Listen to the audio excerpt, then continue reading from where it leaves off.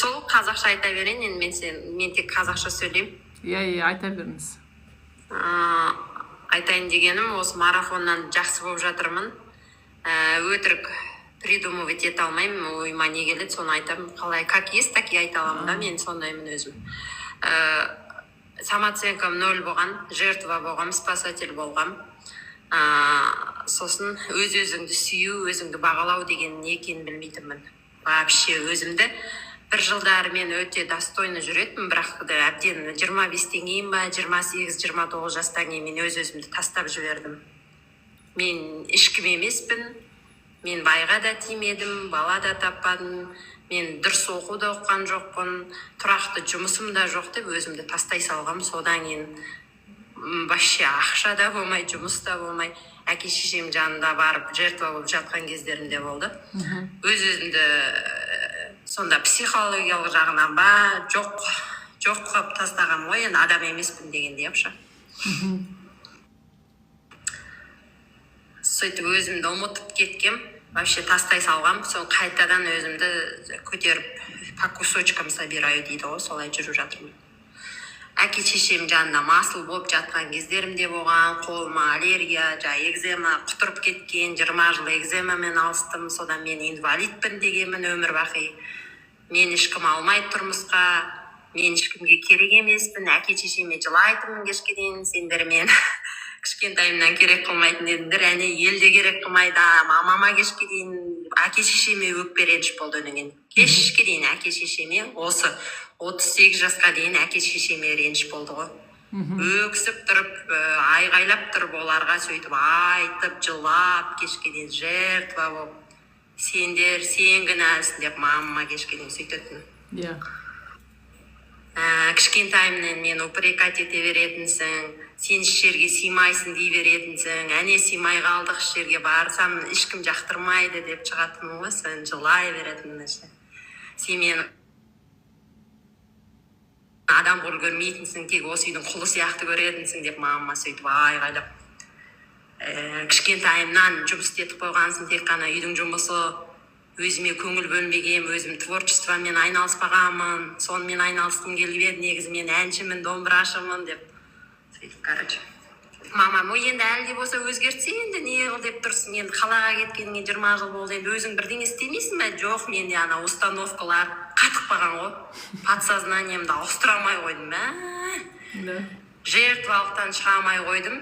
Бәрібір ештеңе болмайды деп жертва болып жатап ұйықтай беретім ғой. Тұрам, ішіп жеймін, қайтадан ұйықтаймын, тұрам, ішіп жеймін, қайтадан жата беретім. Сил жоқ болатын, энергия жоқ болатын. Кешке дейін негативные мысли. Бүкіл әлемге өкпе реніш, жанымнан бастап бүкіл әлемге өкпе реніш болған. Кетті ма реніштерің? Қазір кетіп жатыр, я. Ответственность за свою жизнь перекладывала на всех, только не на себя, да?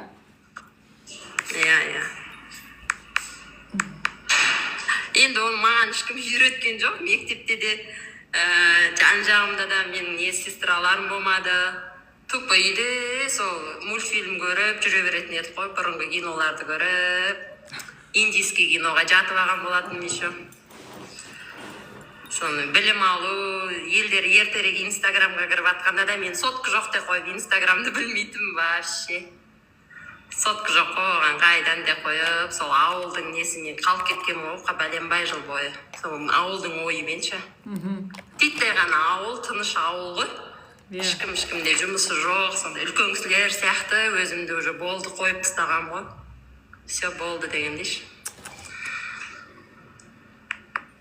Инстаграмды да білмейтін, білімге де қызықпайтын, өз басымнан неше түрлі сынақтар өтіп, тоқылдатып атқан кезде ғана жылап, сықтап, еңбектеп, қайта тұруға тырысып, сол кезде ғана амал жоқ, сол білімді алу керек екен ғой деп. Аннан, ютубтан ізденіп, мыннан, әр жерге кіріп ап сабақтар тыңдап, әйтеуір онлайн нелер сабақтарға тегін болса да. Сөйтіп жазып, әйтеуір сөйтіп тыраштанып жүріп өз-өзімді алып шықтым.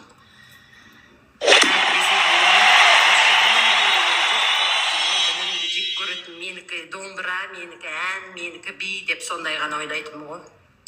білімге мүлде математика, алгебра дегендерден 2 болатын, вообще физика 0, химия дегенде вообще ештеңе білмеймін.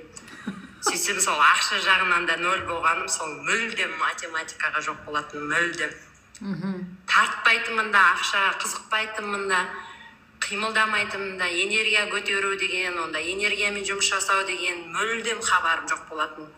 Өзімдегі бар энергияны беріп тастаймын елдерге. Өнген өзім отырам, дымым жоқ болып.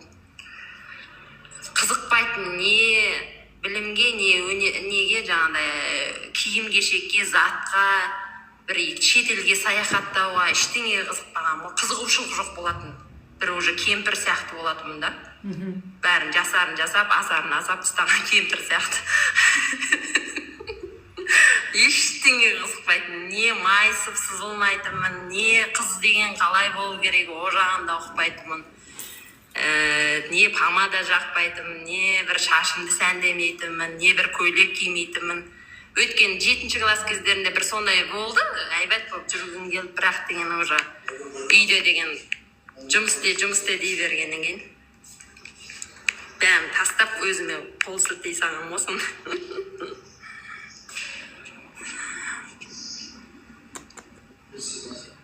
Ерегіспей болатын, мінеген ерегісе берем. Наоборот істейтім ғой, ерегісіп, қырсығып, қатты қырсық болған мен. Желкеден тартып тұратын қырсықтық деген. Наоборот істейтім ғой, мама ерегісіп жүріп, сондай наоборот болып, өзіме оның бәрі кесірі дейді. Да.